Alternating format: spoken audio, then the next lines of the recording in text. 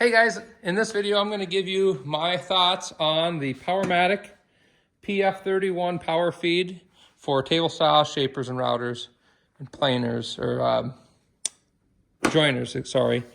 I have this cover loose here so I can show you the inside here in just a minute. But so this power feed is, in the instructions, they actually tell you to mount it to this side of the table saw over here, but I have the extra wide table saw, so if I did that, I would never be able to use that half of the saw with this on here. So I decided to mount it over here instead.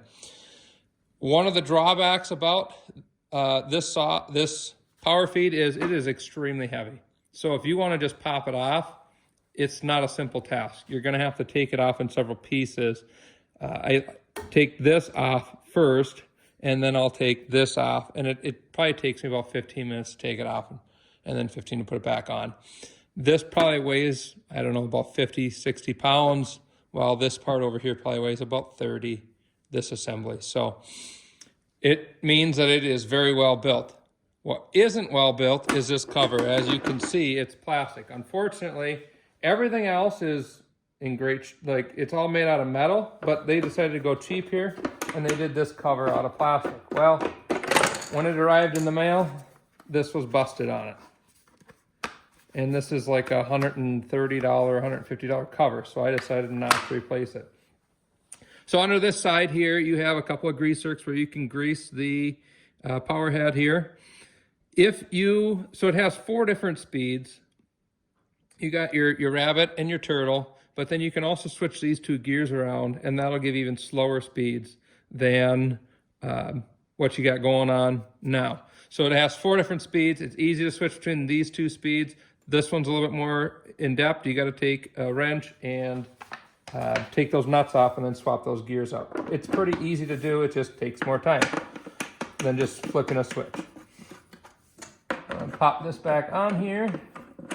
Just 2 screws that go in fairly easily, usually. There we go. All right.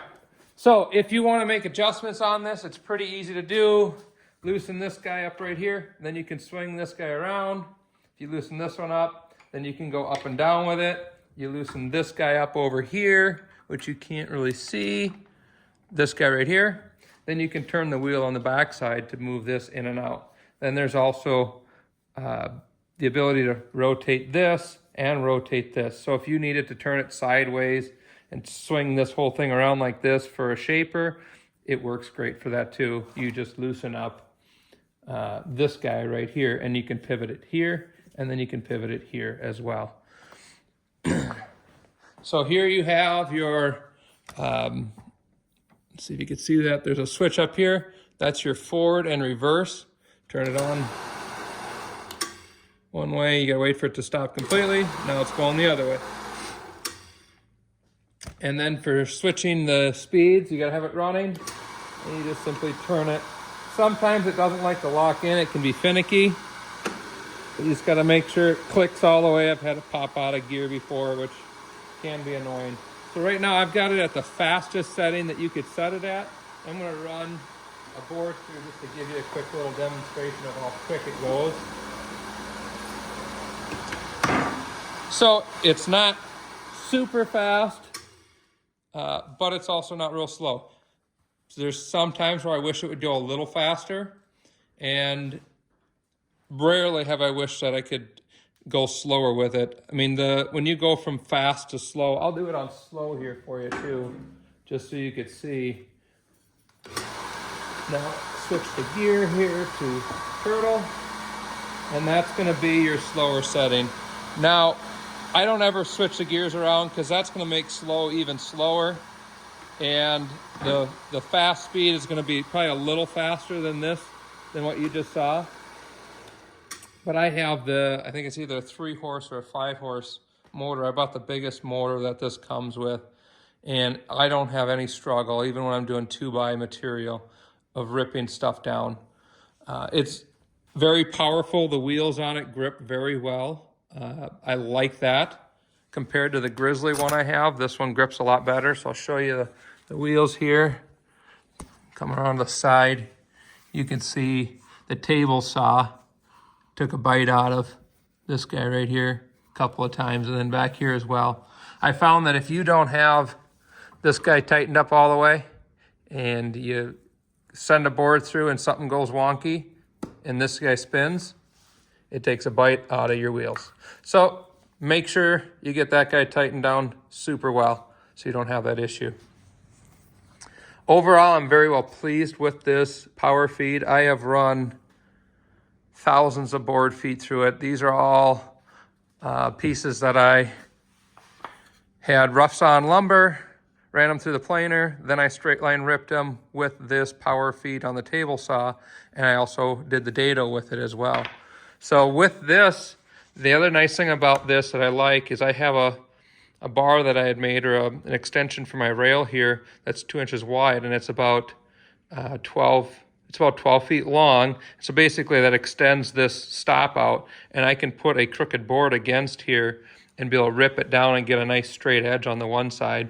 Then I could flip it over and straighten the other side. So I can dimension the lumber a little bit easier. Now you could still do that without the power feed, but it's a lot quicker, easier. One of the other nice features about this is the first two wheels are, well, let me just slide the stop over and you can kind of see if I can get it to move. There we go. So you could see how this wheel it's straight with the board, and then these two are at a little bit of an angle. You can see this got a bigger gap here, a little smaller, a little bit bigger, and then quite a bit smaller. So when you feed a board through, it's constantly pushing the boards against the stop so that you don't have a board that all of a sudden just kicks out. So you're always tight against the stop, which I like. It works very well. And this is another drawback, is this clamp here is plastic, and that too came broken. I don't really use that feature because I'm going to just leave it on the table saw. If I had a shaper that I wanted to put it on, then I would just buy another one and keep it on there and just have it set up that way. Overall, I'm very well pleased with this purchase. Again, when I do buy a shaper someday, I will likely buy another one of these to put on that, because I'm very happy with the power. I've never had this power head stall out and stop because it couldn't feed. Now, it would slip, but it wouldn't stop. I have a Grizzly power feed on my router. I'm going to do a video on that, what I like and what I don't like about that one. It's a little bit smaller. That will come up in the next couple of weeks. I plan on posting that. But for the money, I think Powermatic has it figured out. The wheels are grippy.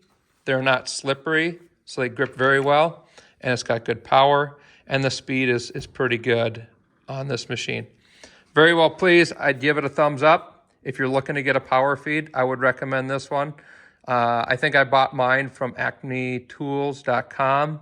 They were good to work with. And again, I would buy it again. So hope this video helps you guys. If you like this video, give me a thumbs up and hit that subscribe button down below. It just helps me grow the channel, and it also keeps you in the loop. I like to do videos on different woodworking tools. Right now my shop is a mess, but I like to do different videos on the tools that I use, and also the different tips and tricks I found out along the way. So if there's anything that you have any questions about, you want to see a video on, just leave a comment down below, and I will try to get a video out for you with the different reviews on them as well. Thanks again for watching, and hope you enjoy your day.